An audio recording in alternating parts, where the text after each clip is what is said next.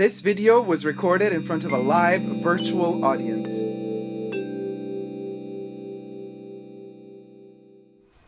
Hi everybody, Dacob here. Welcome back to Essentially Dacob, the perfume shrine. So here we get to talk perfumes, and it is the month of October, and I am all in the spooky gore. Check out, by the way, my merch, a Super Dacob Fashion Bunker merch, designed just for this Halloween limited edition, available only until October 31st. But we are talking Halloween and fragrances, and how do we do that? Haha! This video, we're going to be talking top 10 slasher movie character perfumes. What does this mean? We're going to be talking 10 characters, top 10 slasher characters, at least top 10 in my opinion, and what do they smell like in terms of what perfumes do they wear. Obviously, I envision a lot of these characters to be very stinky, not washing themselves much, but then again, who knows? Maybe in the privacy of their own homes or lairs or mud packs or wherever they live or caves, they might just be the cleanest people ever. You don't know. But if they're going on a date night, on a killer date out, haha, pun intended, what would they be wearing? Or even more nuanced, my reasoning behind the choices that I made is the psychology. The psychology of these slasher characters from their movies, mirroring the psychology structure the olfactory psychology structure of the fragrance. Now, I know this is like a lot, but bear with me. Every perfume tells a story. Every perfume has its own psychological construction. At least for me, it does. In particular for horror movies and slasher movies, those quirky, over-the-top slasher characters or killer or maniacs, they also have their own, obviously, very hardcore psychology, very, very heavy psychology. Perfumes have a heavy psychology. The scent is overpowering. You smell perfume. Coco Chanel always said, first you smell the perfume come in and then you see the person. Same applies to slasher movies and slasher characters. They are like a perfume. To me, this is one of the reasons why I love horror movies, by the way. A little tidbit about myself. Horror movies, to me, are the closest depiction of a visionary mood board for a fragrance. Because fragrances, when you spray them on, you smell them the first time, they explode on your skin and in your nose, and they overwhelm you. It's like they slash you. And it's a similar experience happens to me every time I watch particular scary movies. Horror, slasher, thriller. So, just to explain to you the psychology and the logic behind this portrait of 10 slashers. The perfume portrait of 10 slashers. 10 slasher characters. Subscribe to my channel here on YouTube if you haven't already and you're liking this content. Thumb up this video. And you can also follow me on my main Super Dacob channel, where we live stream every Saturday and where most of the videos that you get to see on Essentially Dacob actually get recorded live in front of a virtual audience. And you can partake in the conversation every Saturday during the live streams. Everyone's invited. And so thank you to all my co-viewers and co-reviewers who are right now in the chats on the sidebar here. Any guesses to which 10 perfumes are going to be portrayed here? Of course, I can ask this now because we're live. Portrait of a Slasher by Frederick Mal, says Jack Dean. Yeah, Madonna would love her Portrait of a Lady to be featured. Will it be? Let's see. But for those of you who are watching this video after it's been filmed, of course, you can play the guessing game as well. But I would also love to know from you, if you are into horror movies and slashers and Halloween, let me know in the comment section down below what would be your perfume for which slasher character / killer or maniac. Mostly fiction. I mean, if you want to give a real, this is more about movies, it's more about fiction, it's more about playing the game. I didn't really want to take it to an extra gore level and kind of give real serial killers and murderers like perfumes. That's a whole other can of worms. We're staying in a safe bubble of just movies and just fiction. For now, at least. Let me know in the comment section down below if we should also do a top 10 or a top 5 of real life lunatics and which perfume do we think they would wear. Okay, so the first one I'm going to actually blend them in for those of you who don't know these characters. I'm going to give you a little help. So I'm going to move to the side and I'm going to blend in the first one. So, of course, these are my favorite characters from horror movies and slashers. We got Jason Voorhees from Friday the 13th. Now, for those of you who follow my channel, you might already suspect which perfume I'm going to give this this cute little fella, a face only a mother could love. If you know, you know. Obviously, I do connect Jason to his mother. Spoiler alert, in the first movie, actually, Jason, well, he attacks, but he don't kill yet. At the end of the movie, he attacks, but we don't know. But it's the mother. It's the mother. It's always the mother. So anyway, this is Jason Voorhees, you guys. Yop, pour femme. For women, I always say fragrances are unisex. They know no gender. Is he wearing this one or his mom? If it's part 1, it's his mom. But from part 2 onwards, you best believe... Hold on, is it going to focus? No. Oh, it's still recording though. So his mom is definitely going to wear Yop pour femme. But more than his mom, from part 2 onwards, actually he gets his mask in part 3. He wears a hood in part, well, not a hood, like a sack of potatoes on his head in part 2. In part 3, Jason finally transforms into the hockey mask killer. So, oh yeah, scary, scary perfume. 80s, an 80s fragrance. Yop has a slasher vibe to it. Very slasher vibe. This perfume has something discomforting about it. So Unique Rivera says, Jason smells like Red Door by Elizabeth Arden because it's what his mom wears. Oh my God. Kimberly says, he's wearing Daisy by Marc Jacobs. Marcus says, can you review? No, not right now. Next, so that's Jason. Yop, pour femme. Yop, for women, by Wolfgang Yop. The second slasher killer is my boy, Freddy Krueger. Yes, because he's French. No, he's not. Freddy Krueger. Freddy Krueger from A Nightmare on Elm Street. Freddy has a particular way with words, but mostly with his little fingerlets, his little glovelets with the knifelets, how he cuts the people, right? Now, there's no perfume that matches Freddy better. You're gonna laugh, but Aromatics Elixir. I thought about this for a whole week, you guys. I've been thinking about these characters and which perfumes they would wear. Now, this guy pops up in your dreams, and he's a slasher in the dream. He kills you in your dreams. Listen, Aromatics Elixir is a slasher of a perfume. It is a very, very, very heavy chypre. It is a nightmare. There you go, the connection between Nightmare on Elm Street and Aromatics Elixir. It is a nightmare of a chypre. Granted, it's more like a nightmare happening in a forest. We don't really have scenes of Freddy in nature. He's usually kind of in his oven building. But nevertheless, here's an idea for you. New Line Cinema, maybe make a new Nightmare on Elm Street reboot where he also attacks people in forests. Like, make it about nature, you know, very climate conscious for the times. I hope they never do that. But,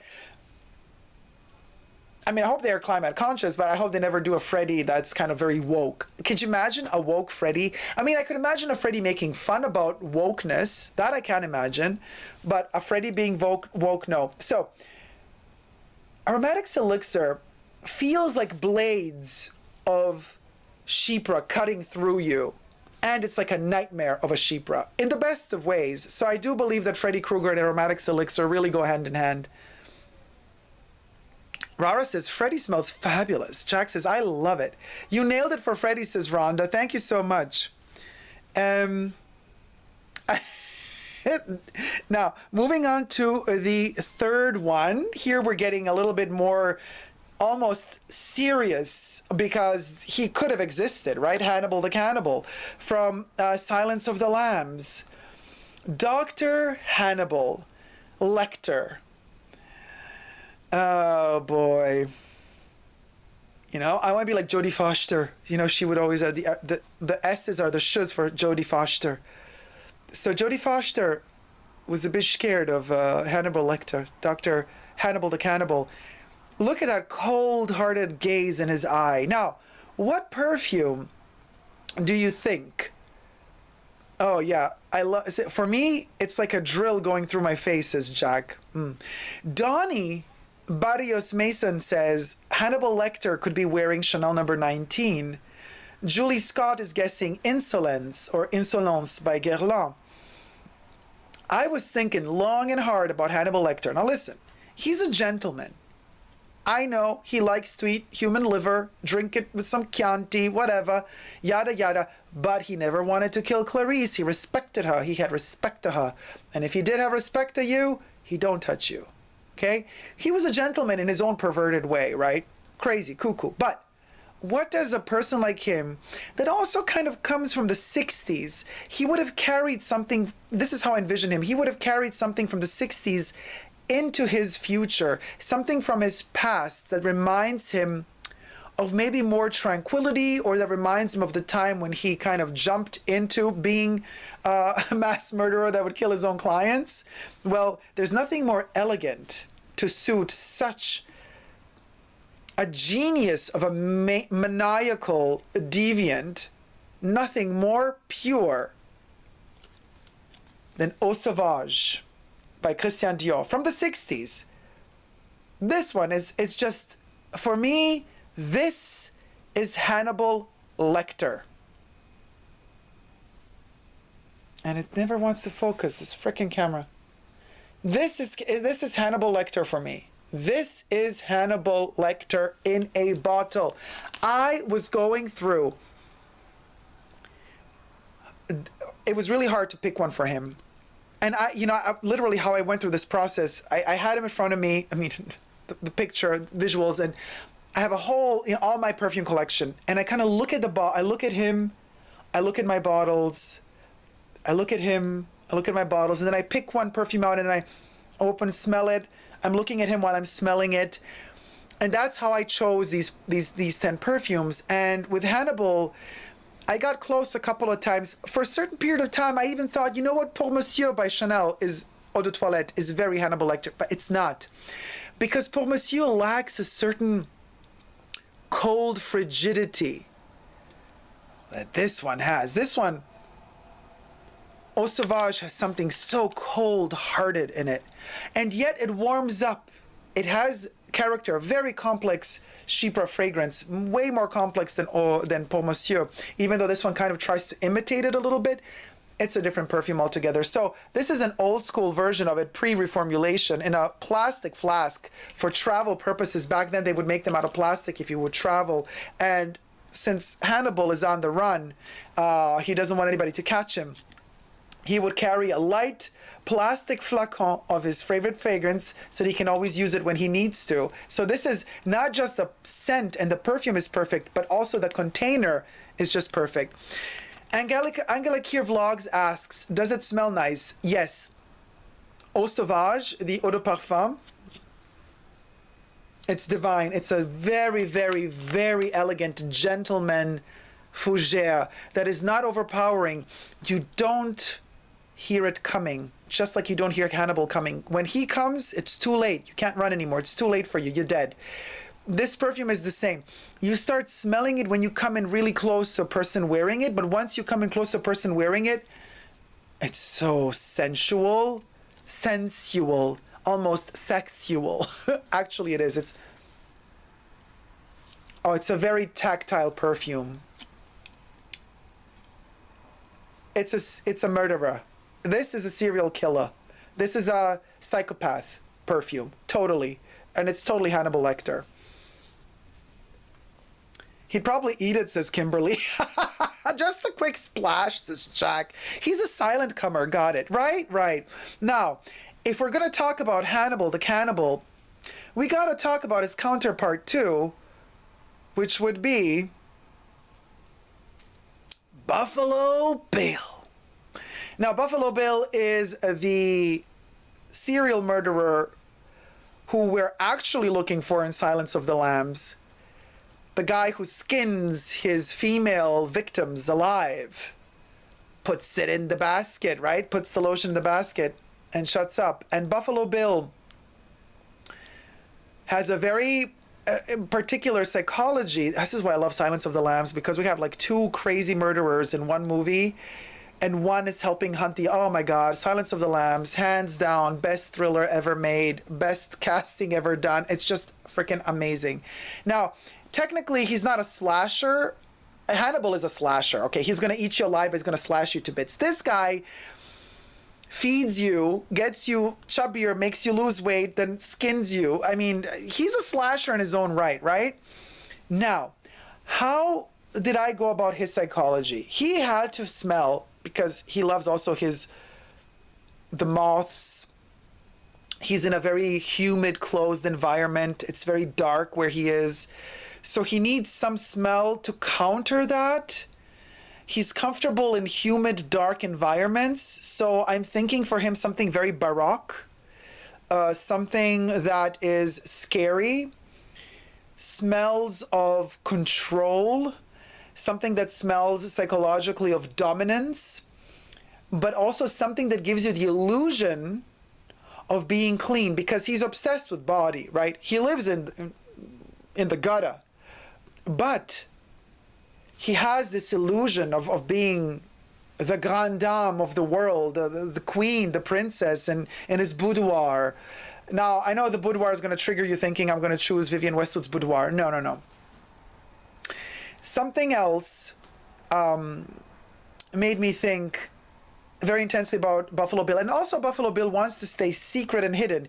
He has a double identity. One is the identity he shows when he goes to work, out and about. His neighbors all think he's a fine person.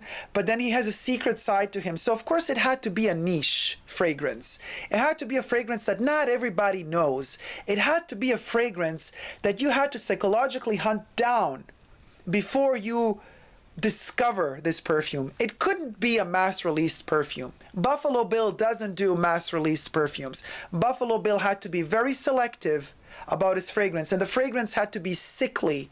The fragrance had to have something about it that is quintessentially sick. There's something wrong about the perfume, and yet it's powerful in its own right, and the perfume has a hell of a character. Donnie says Au Noir by Dior. Jack is asking, is it Yop Le Ban? Thank you, Talia. Talia guessed, love the Viking braids. Yes, I have Viking braids. Good that you guessed the idea. No, nobody guessed the perfume. Jack is asking, oh no, what is the perfume? Andrew says, he's like musky, like tobacco oud, and also with a smidge of Fahrenheit. No, you got to understand, Buffalo Bill, you can't find him. You know, Clarice managed by accident, she had a hunch, but by accident she found him. And by accident I found this perfume. And I'm telling you, this is Buffalo Bill. This Sandalo by Lorenzo Villoresi, pure sandalwood. This shit, oof. You know what? Okay, so same approach as I had to all of these slashers. I had all my perfumes in front of me. And I look at the bottle, look at him, look at the bottles, look at him. Then I pick up a perfume. I smell the perfume while I look at him. Oh my God, look, I got goosebumps all over my body. This perfume, when I smell this, while I'm looking at him, it creeps me out in a way I cannot tell you. This is his perfume. Hands down. Nothing else tells the story of Buffalo Bill more than Sandalo by Lorenzo Villoresi. It's niche. It's something that everybody knows. If you know, you know. Just like his victims. When you know, you know. It's too late. Same applies with this. Oh, Jack, what's the name of the maker? Lorenzo Villoresi. I'm going to try to... The camera doesn't want to... It kind of focuses only in the center of the screen, but let me... You see it, guys? Lorenzo Villoresi. Oh, there you have it. Sandalo. This perfume is amazing, but hold on, let me go back to, I gotta start all over again with the photos. Let's skip, there you go. Now, Buffalo Bill. If you smell this perfume and you never thought about Buffalo Bill before, you're good to go. But now that I've connected the dots, I will never ever again in my life be able to smell this perfume without getting shivers all over my body, because it's him. This is him. It's him. Ugh. Okay. Anyway, ugh. Moving on. Like, it's so scary, it feels real. Okay, so, okay, now, because this is so freaking scary, let's kind of step it up a notch and be all happy for a moment here. It's still creepy, but let's go to the next slasher. Tiffany! Now, I wanted more women in this selection, but kind of slasher movies, it's usually the guys who are all creepy, cuckoo, and crazy, but I wanted to at least have one fictitious female crazy character in here, and I found Tiffany and Chucky's bride, or Bride of Chucky. So Tiffany is very fascinating. Okay, Jack says, got it with Lorenzo Villoresi, very fascinating. Jay says, it gives you the illusion of being clean. The French in the 17th century would love it, right, Jay? It gives you only the illusion of being clean, exactly. So, okay, Julie Scott says, Clinique happy for Tiffany. Now, Tiffany's a killer. She's a natural-born killer. She would do anything for Chucky. She loves Chucky, right? And look at her here. She's so cute, but it's the eyes. It's, for me, what made me select Tiffany's perfume, it's the makeup around her eyes, and it's those cold-hearted, ice blue, like almost gray-green ice blue eyes. You know she won't blink. She'll kill you without even blinking. And yet she has a sense of style. Albeit 90s kind of grungy type of style, but she has a very particular look about her. The 30s, you know, the plucked eyebrows to look like a 30s diva. It's like a Marlene Dietrich with a Marilyn Monroe moment there going on as well. So she's a blend of different things. She's a diva. She's a killer diva. She's a femme fatale. What is a killer diva femme fatale wear? She wants to be smelt. She wants you to be the last thing she wants you to be the last thing you smell before you die, before she kills you. And there's no other perfume for her to give a lasting impression than... No, Andrew, not Cuir de Rossi with Coco Noir, no. Fracas. Listen, hands down, this is the femme fatale. This is Tiffany. Tiffany wears Fracas by Robert Piguet. This dark, scary, moody tuberose. That's Tiffany. Yeah, Rara. Fracas. Yes. Fracas. That's Tiffany. Yep. I smell it while I look at her. Oh, it clicked. It totally clicked. Even the bottle matches her color, says Jack. Yeah, it does. It's actually her makeup is literally in the bottle. Gorgeous. I knew it, says Rara. Gorgeous. Wait a minute, Rara. You guessed Fracas? No, you said Fracas after I showed it. Fracas is an attack perfume, says KP. Right? Yes, it's an it is an attack perfume. Oh, it's amazing. So Tiffany and Fracas, they go hand in hand. Or Rara, did you write Fracas before you heard me say it? So in that case, you guessed. Ain't she more low rent than that? No, she's not, Kimberly. But also Fracas is not that expensive anymore. Andrew says, also maybe Poison for Tiffany with a leathery synthetic Tom Ford perfume. No, it's Fracas because this one is cold. Poison has a certain warmth in it. This one has no warmth. This is a cold-blooded killer with pizzazz. Oh, Rara said, no, I said Fracas just before you said it. I knew it's a tuberose. Rara, congratulations, you guessed. Well, if we're going to talk about Tiffany... Oh, wait, Mo S says, if Trisha Paytas and Pamela Anderson had a baby... If Trisha Paytas and Pamela Anderson had a baby, it would be Tiff. That's a fabulous baby. Oh, look at those nails. It looks like her nail polish is Rouge Noir by Chanel. She's very well put together, you guys. Don't think that she's low. Somebody said like, oh, you know, Tiffany's like low quiche, you know. No. Low rent, Kimberly says. Tiffany's not low rent.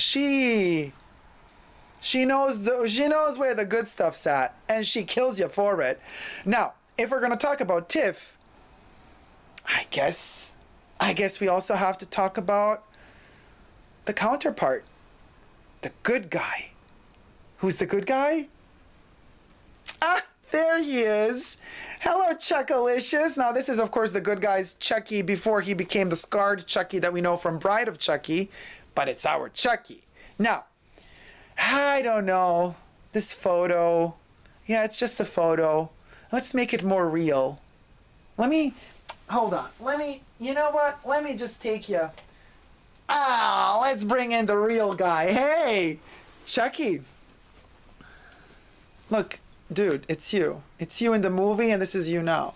It's the same hair color, it's just that here we're overlit, and he's a little bit more darker there.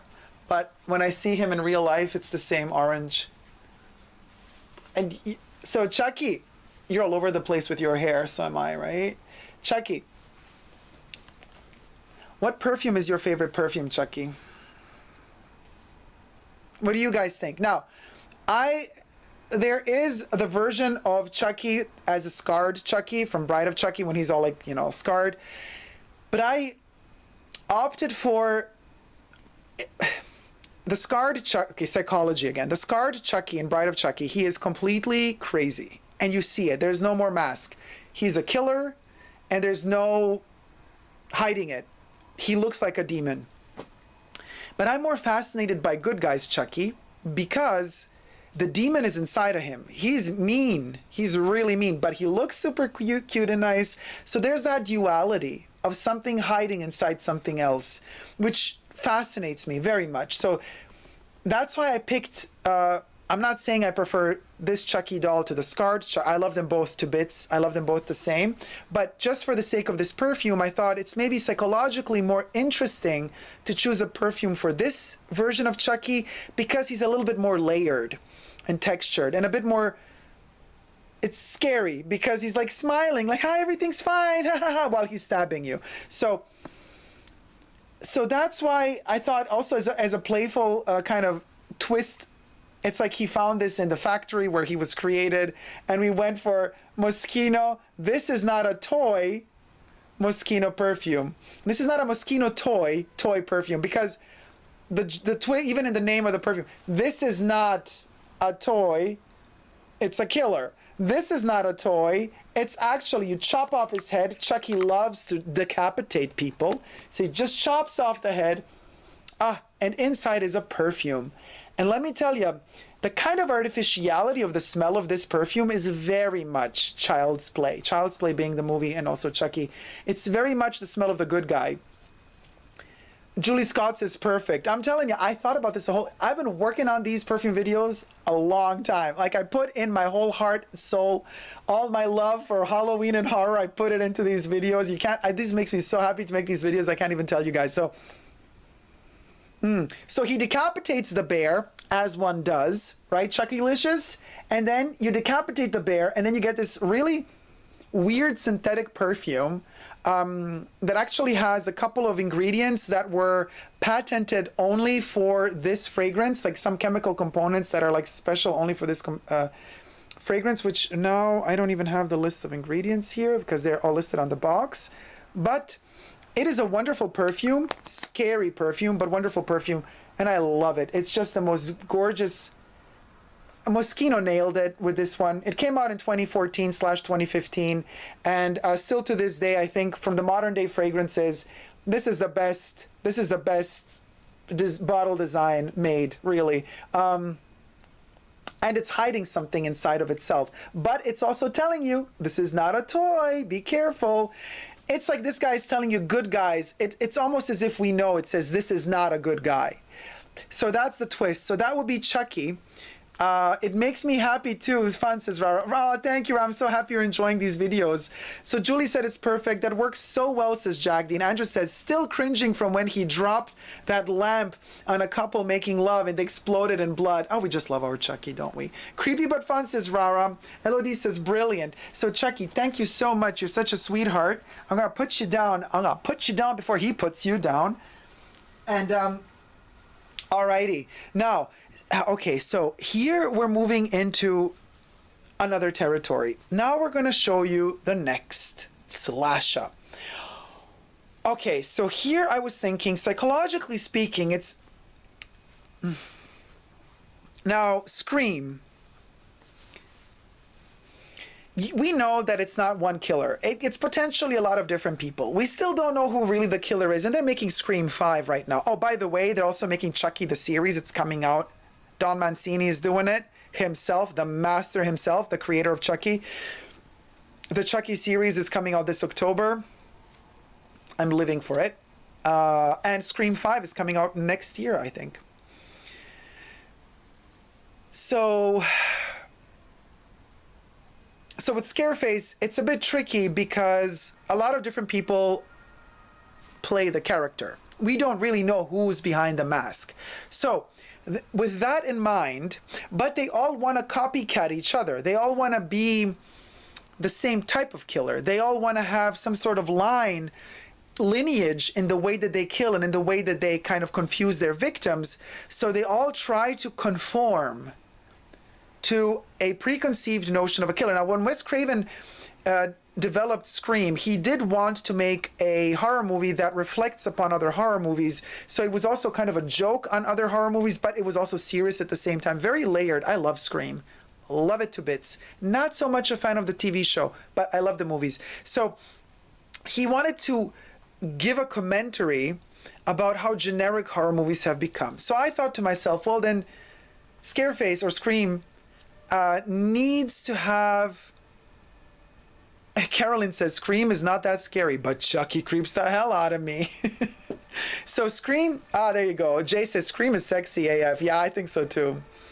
Now, for Scream, you see, the psychology behind Scream is that we have a copycat kind of type of situation.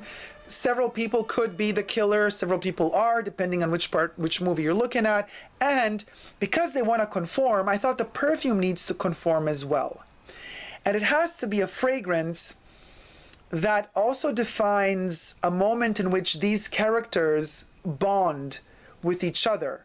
Every time a new Ghostface, well, this is Ghostface, but Scared Face, Scary Face, Scare Face, Ghostface is the actual name for the character of Scream. But since they all want to line up and be a part of something, and they're all obsessed about repeating what the other killer did before them, there was this obsession in my mind. So of course I veered towards Obsession by Calvin Klein. First the female version, but it was too sweet. It didn't quite hit the mark. And I was like, no. But then I thought, oh, wait a minute, there's another obsession. And that is Obsession for Men. This is literally Ghostface. Yeah. Literally. It is so generic, but it's a generic mass release product. Just like Wes Craven. Did I say Wes Anderson before? If I said Wes Anderson before, I correct myself. I'm getting tired. It's Wes Craven, the director. He passed away. Wes Craven passed away. Wes Anderson is still alive. They have nothing to do with each other except they both have the name Wes. So Wes Craven, he did want to create a generic mass release product as an analysis of mass release horror movies. So this is a mass release fragrance from the 80s. Now I know Scream was not released in the 80s, but Obsession for Men is still in production. And it's very basic, but it has oak moss in it. You know, it has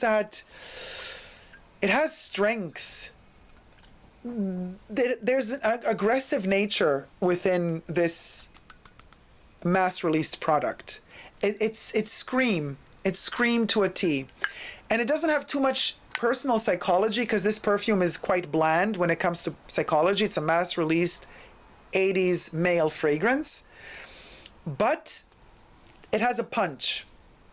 So it fits Ghostface. Jay says, love Ghostface, the OG. They, them, pronouns killer, right? It could be anybody. So that's why I think Obsession really suits him. And the smell of Obsession, there's that powdery, sickly note in there, which stays cold because they wanted to make this one for men, but it has that feminine touch, but something is twisted in it. It's a very bizarre perfume for a mass released fragrance, and it's ghostly. It's scary in a ghostly way. It's very much Ghostface to me. So, now getting scary. Let's see. Who's next?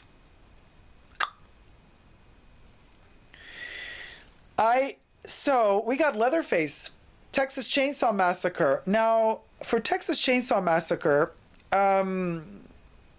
Leatherface is scary. It's a little bit of a Buffalo Bill situation here. This is also human skin used as a mask.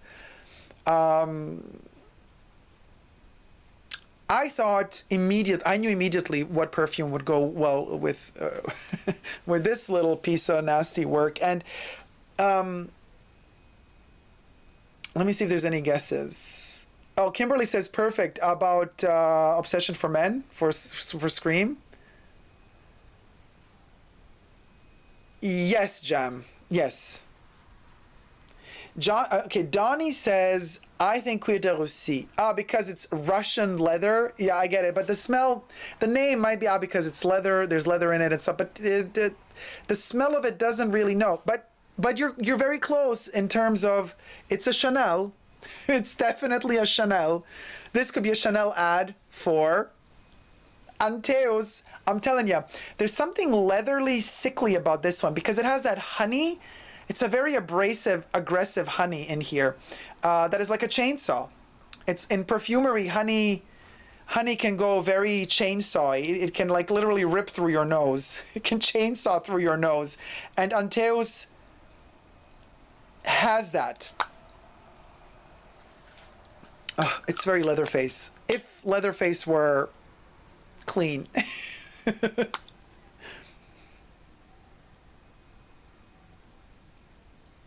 It's an aggressive perfume, but it has a beautiful dry down. Almost like there's this release, like he's torturing you, he's killing you, and then once you're finally dying, you're released. And that's kind of this perfume releases you once it dries down and mellows on your skin, it becomes beautiful.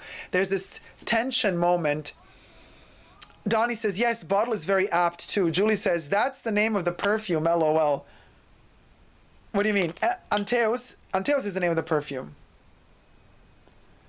Oh, yeah, the name of the perfume should be the chainsaw. It is a chainsaw. It really is. Anteos, and it matches perfectly.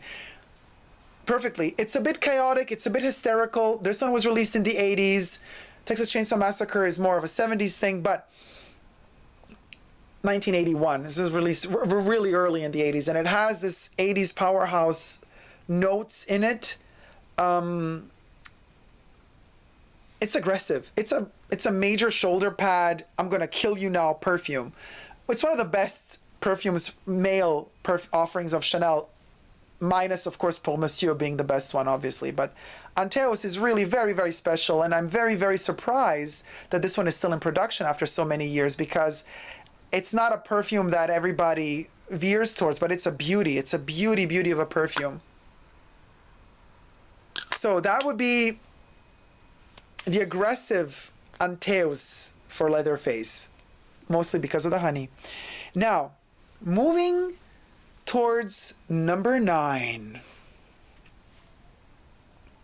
There's my boy, Michael Myers. This one took me a while. This one took me a while. Okay? A while. Jam says I love Anteos. I love Anteos too.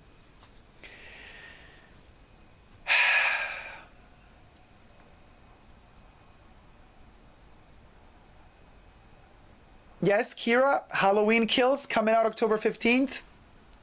I'm all there for it. I'm going to go at least twice to watch in the movies. You know, I love my Halloween. Every single rendition of except for Rob Zombie, the 2 Halloweens, not a fan. But from John Carpenter onwards, and Mr. Green's rendition of Halloween, Halloween Kills, and I'm looking forward to Halloween Ends, which is coming out in a year or 2. But I chose specifically the photo of Michael Myers from John Carpenter's 1978 first Halloween movie. This should be John Castle the actor, dressed up as Michael in this scene. I think it's John. And on the banister, on the staircase, on the banister. And there's something so cold-hearted about him. I had a lot of problems because, you know, I love Michael Myers so much. He's like, together with the Chucky franchise, the Halloween franchise is my favorite horror franchise. So I had to think a lot about Michael Myers. He's a cold-blooded killer. He is a symbol of death, literally, the modern-day symbol of death in worker clothes. He is the modern depiction of death. The ancient depiction of death would be a skeleton with the sky. Actually, a little bit like this here. We got this little... This is kind of like the depiction of death, you know. Yeah, it could be. Minus the wings, maybe. But modern day depiction of death is literally a guy who works in an auto repair shop. That's his overalls. He has an emotionless mask, shows absolutely no remorse, shows no fear, shows no anger, no hate. He doesn't hate. There's no rage, even though they say in the movie that there's rage in him. But he just has the black behind his eyes. He's like death. When he comes, he takes. Done. He doesn't run. Never aggressive. Well, I mean, he kills, but he never runs after his victims. He just keeps walking at the same pace, keeps it cool, calm, and collected, and just slashes you to bits. Done. Moving on. Let's kill the next person. And he appears on Halloween, right? Now, Angela Kier says, I hope he smells good. He does smell really good. At first I thought, oh, this is carnal flower. But then I thought, no, he can't be carnal flower because carnal flower is carnal. There's passion in there. As cold as that tuberose is, there's too much passion in carnal flower. He can't be carnal flower. He needed to be something cold, calculated, methodical, and yet simple, repetitive, like a, you know, like a rhythm without any emotion. It's just like tuck, tuck, tuck, tuck, no anger, no emotions, just death coming to get you. And then it hit me. I was smelling all my perfumes just like I did for the others, and then at once I lifted this one, smelt it, and I was like, yeah, that's Michael. That's Michael. To a T. To a T. Chanel La Pausa Eau de Parfum. Not so much so 28 La Pausa Eau de Toilette. No. La Pausa Eau de Parfum. This one is even more cold and dry than 28 La Pausa. This one, let me tell you, this is a cold-hearted iris and orris root. It has no emotion. It's austere. It is austere. And because I have so much respect for Michael Myers as this modern day depiction of the figure of death coming to take, like working class death depiction of modern day times, which is, John Carpenter nailed it. La Pausa is also that cold and detached, austere, reverential, in a very detached way. It's not hysterical at all. It's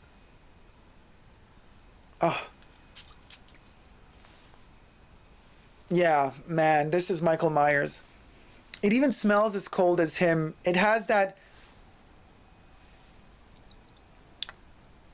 it almost smells like a knife blade. You know, he's famous for his knife. It has that metallic knife blade touch to it. His overalls are always so dusty looking and dark, and there's dustiness in here, which is kind of what you perceive as powdery because there's the iris, but it's very dusty, the smell of La Pausa. It's a wonderful, beautiful perfume. It just takes a lot of time to discover this. If you're looking at the entire Les Exclusives range, La Pausa and Bel Respiro are probably going to be the last two you discover. And La Pausa is going to be the last, if at all, La Pausa is going to be the last one you fall in love with, because it's just that difficult. And because there's no emotions in here. This one is like, no, I don't feel anything for you. I don't feel pity. I don't feel sorrow. No. And it stands there, stoic. It keeps standing there. It keeps going. It's a very sharp, precise smell. Yes, Donnie, Michael does smell upscale. He is, and his white mask, complete, and that's why I chose Michael Myers from the first movie, not the modern day Michaels with the burnt mask. No, he has a clean, aseptic, clean, emotionless, white, as the face of death, mask, without any emotion. And that's exactly what La Pausa is, Chanel's La Pausa. And now you might be asking yourself, LOD says, at least they smell great when they kill you. Yeah, right, it might be painful to get killed by them, but at least the last thing you're going to smell is a fabulosity. So here's the scariest character of them all, at least from my childhood, because when I saw this character the first time, still to this day, this character haunts me. To the point where whenever I see the picture of this character, I just thinking about that, the character is coming up now, I feel very uncomfortable. And a lot of you also know this character because a lot of y'all also love this TV show. So let's show who this is. Oh my God. It's Bob from Twin Peaks. Ugh. Oof. You guys, I got like shivers down my spine because I know the scene where he comes out here and this face and he's just, oh my God, and he's like not really human. You don't even know what he is. It's so freaking creepy. So Twin Peaks, he's Bob the Killer from Twin Peaks. Oh man.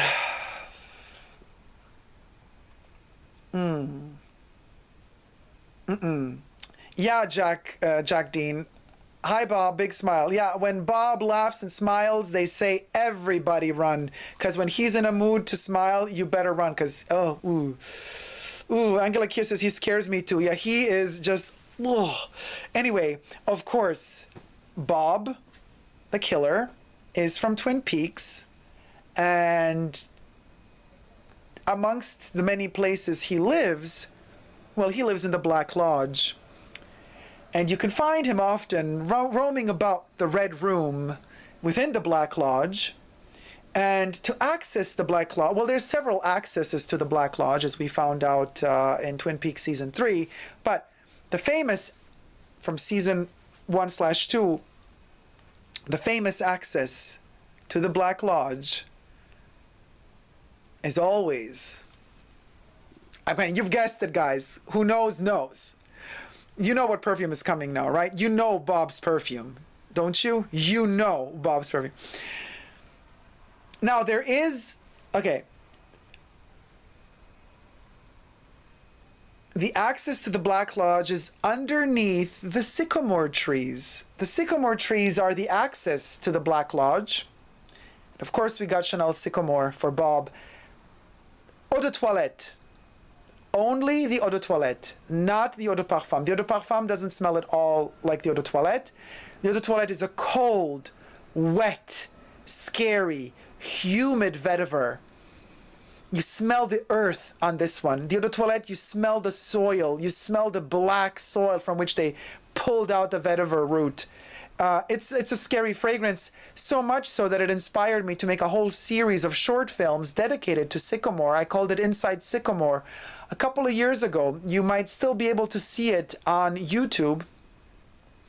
And it is my vision of hunting for the entrance to the Black Lodge. In that kind of series of short films, I was kind of looking for the access to the Black Lodge in a very symbolic way through short films, very artistic short movies. And Sycamore is Bob. Oh, okay, yeah, I love this perfume to bits. Wait, I have La Pausa here. Let me put Sycamore on this side. Oh yeah. We're in the woods. This is a very woodsy fragrance. We're in the woods. Dark woods. And there's this wet black soil which we encounter underneath the sycamore trees, which is the entrance to the Black Lodge. Now, I do know that Matriarch Perfumes made a Twin Peaks set of fragrances dedicated to Twin Peaks. And there is a Black Lodge among them, or Fire Walk with Me also, but that is a perfume for the Black Lodge. And it really smells scary, that perfume. But I was not looking for the Black Lodge smell. I was looking for the perfume for Bob. Inside the Black Lodge, Bob wears sycamore. Ooh. Ooh. Yeah. So that's basically it. Okay, Bob, done with you. Thank you. Bye. Ooh. So those were my top 10 slasher/horror movie characters and what perfumes I think they would wear from a psychological standpoint. I hope you've enjoyed this video, and I hope you're going to have the most wonderfully scented nightmares ever. Now, we are in the Halloween season. Don't forget, you could get your Super Dacob Halloween merch, the fashion bunker mirroring the agony of life of human beings. Available now only until October 31st on www.superdacob.com or on Amazon. In a plethora of colors available on Amazon, might I say. Wonderful selection, says Jack Dean. Thank you so much, Jack. Angela Kier says, I enjoyed it. Thank you so much. Jack says, I guess none of them. I mean, well, now you know. Just tried a sample of the new Mugla Aliences page. Page says, just tried a sample of the new Mugla Alien Goddess fragrance. It is so sickly sweet. Definitely giving me bathtub ghost from The Shining vibes. Ew, that's a good one. But that's a ghost, not a killer, so it doesn't qualify for this slasher thing. Your braid is like Amish glamour. Thank you. I was going more for Viking, but I'll take Amish. I'll go for Amish any day. Oh my gosh, wearing Michael Myers on one hand and Bob on the other. The glamour, the horror glamour of it all. Anyway, very entertaining one, says Donnie. Thank you so much. I'm glad you enjoyed it. I mean, you know, it's always good to have a fun moment together. And I think these lists of perfumes, you know, there's only so much you could do, but you can reinvent things and you can make them much more fun. And when you add psychology to the perfume choices you make, oh boy, then you open up a whole other world of possibilities, and it's a lot of fun. It's a lot of fun to play with perfumes in terms of storytelling and psychology. You know, who smells the best, asks Angela Kier. Well, I'll leave that to you because I like all of them. Although, you be the judge, you know. Which killer do you think would wear Lulu? Asks Jay. Which killer would wear Lulu? Or which like horror movie slash or killer in real life, like real life killer? I would have to think about that. Talia says to Paige D, oh wow, that's, well, creepy. And I actually like sweet perfumes. Okay, so which one smells the best? I don't know. I would say maybe in the most haunting way. We're talking about horror here, so who smells the best? The best would not mean the most comfortable. The best in terms of horror would be who smells the most uncomfortable. I would have to say it's Buffalo Bill with Sandalo. This is just creepy. Him in combination with this, it's the best. It's the best selection because it just puts you off edge to a point where you're just like, ooh, I can't. Anyway, thank you guys so much for watching. Thumb up this video if you liked it, subscribe to my channel, and until next time, never forget to never give up on spooky, fragrant Halloween slasher love. Love you all, see you soon, take care, bye. Mwah.